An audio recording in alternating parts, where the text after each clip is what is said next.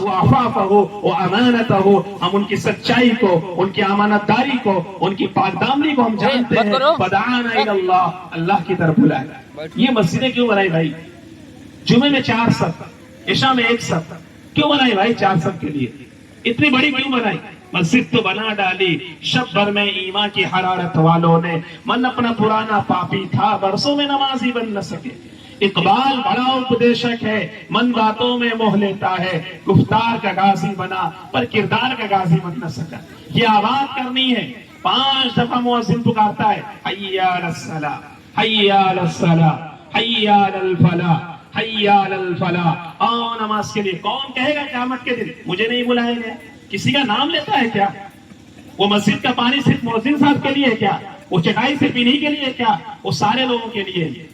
सुबह कहता है अस्सलातु खैरुम मिनन नौम, भाई नमाज नींद से बेहतर है, छोड़ दो। यहाँ झुकना मुश्किल है भाई, तो कोई और कहाँ झुकेगा इस्लाम के लिए? चल रहा है मामला। तो खैर बातें बहुत सारी हैं, पूरी गुफ्तगू का खुलासा हम और आप फिक्र करें, खास तौर से अपनी जो उम्रें गुजर गई, मामजा जो गुजर गई 2 रकात पढ़कर अल्लाह से माफी मांगिए, अल्लाह माफ करेगा। मस्जिदों को आबाद करिए। हम हैं कौन जानिए पहले, हम हैं कौन, मेरा काम क्या है, मुझे क्यों भेजा गया, ये सवालात खुद करिए। मेरा काम बिल्डिंगें बनाना नहीं है। एक बात मुझे याद आ गई, मैं उसको कहकर खत्म करता हूं। आप याद रखें, जिस वक्त ये दुनिया चल रही है, सेम इसी पैटर्न पर थोड़े से फर्क के साथ आप सल्लल्लाहु अलैहि वसल्लम के आने से पहले दुनिया चल रही थी। खेतियां मदीने, ताइफ, नज्द के इलाके में हुआ करती थी। यमन और शाम का इलाका तिजारत में बड़ा मशहूर था, कुरान में उसका जिक्र है। दुनिया जैसे आज चल रही है, सेम चल रही है, थोड़े से फर्क के साथ। फिर अल्लाह को नबी को भेजना होगा, क्यों आखिर में भेजा? हदीस में है कि अल्लाह ने दुनिया की तरफ निगाह की, फमक़तहुम अरबहुम व अजमहुम, अल्लाह ने अरब के आजम सबको नापसंद किया। जो नक्शा अल्लाह देखना चाहता था, वो जमीन पर नहीं देखा, अल्लाह बदलना चाह रहा था। मैं ये सवाल कर रहा हूं, मालूम देके सुनिएगा कि जिस वक्त आज दुनिया चल रही है, खेतियां हमारे यहाँ हो रही है, तिजारत हो रही है, लोग कपड़े पहन रहे, उस वक्त भी लोग कपड़े पहन रहे थे, तिजारतें हो रही थी।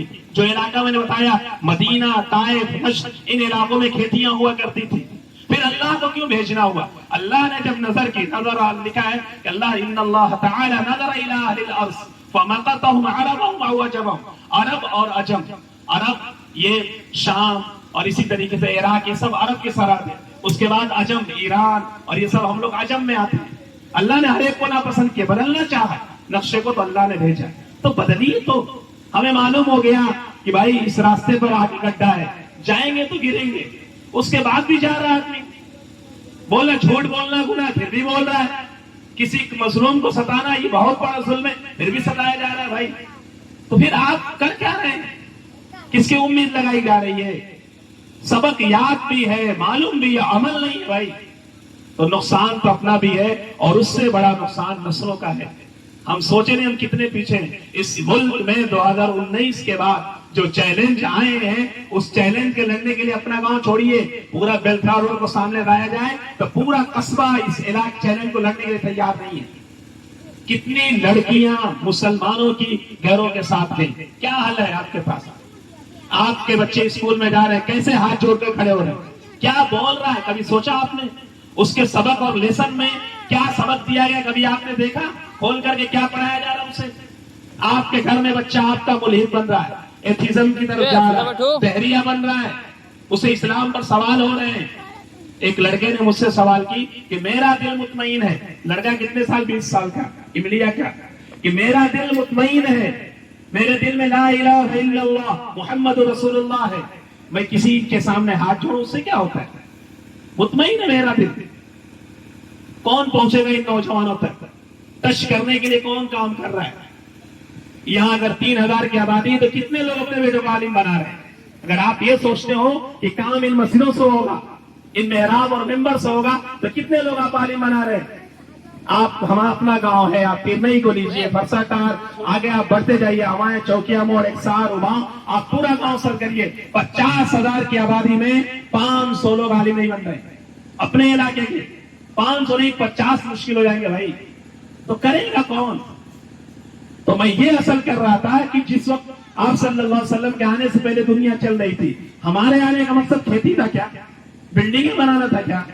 اگر یہی تھا تو پھر تو دنیا اس وقت بھی چل رہی تھی. نہیں، ہم ایک مشن کے لیے آئے تھے.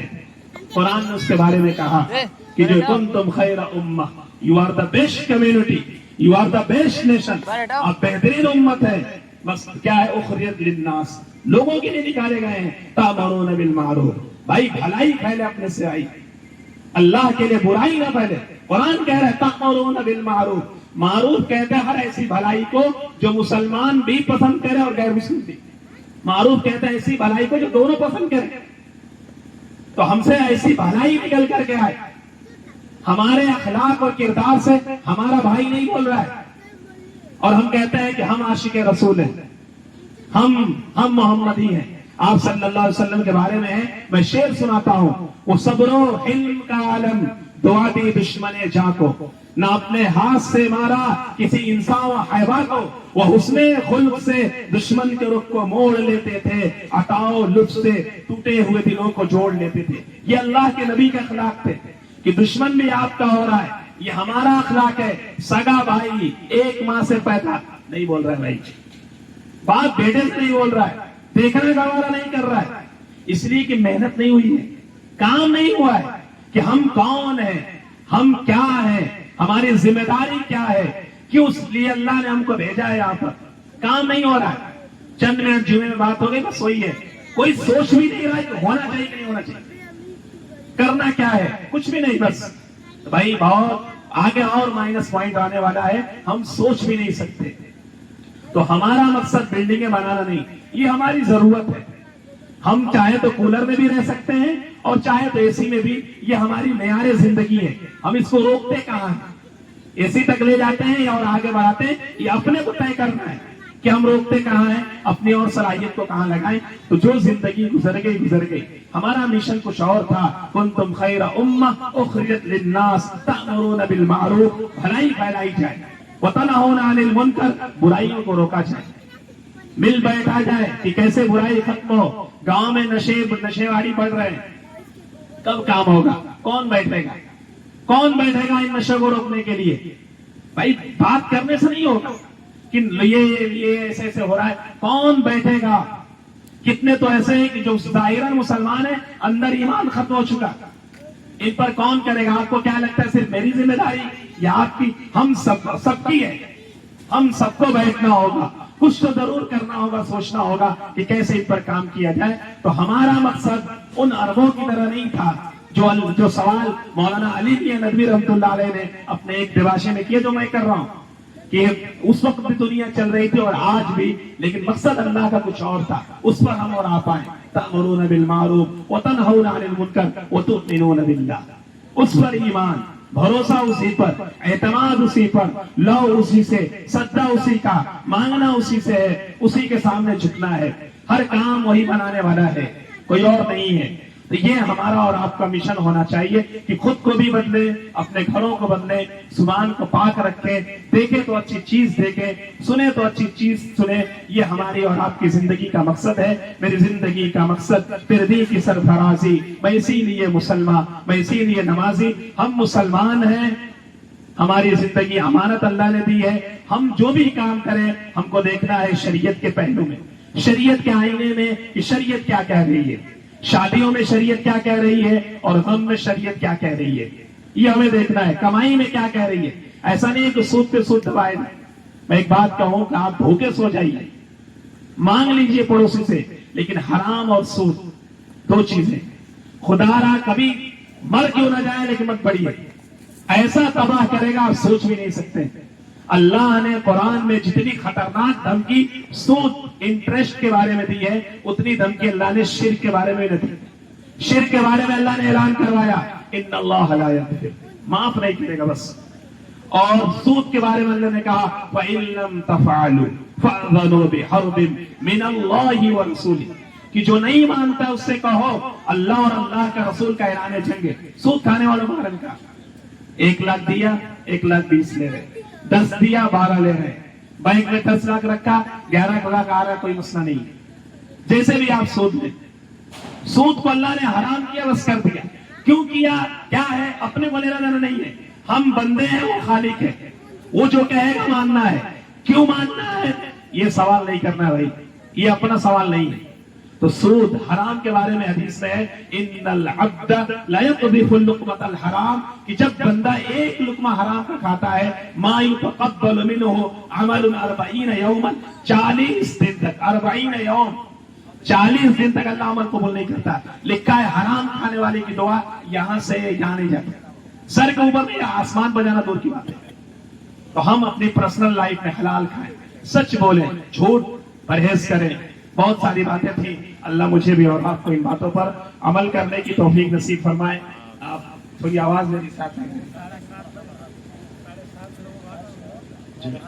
یہ چند باتیں تھیں نکاح کے تعلق سے، میں 2-4 بات آپ کے سامنے رکھتا ہوں.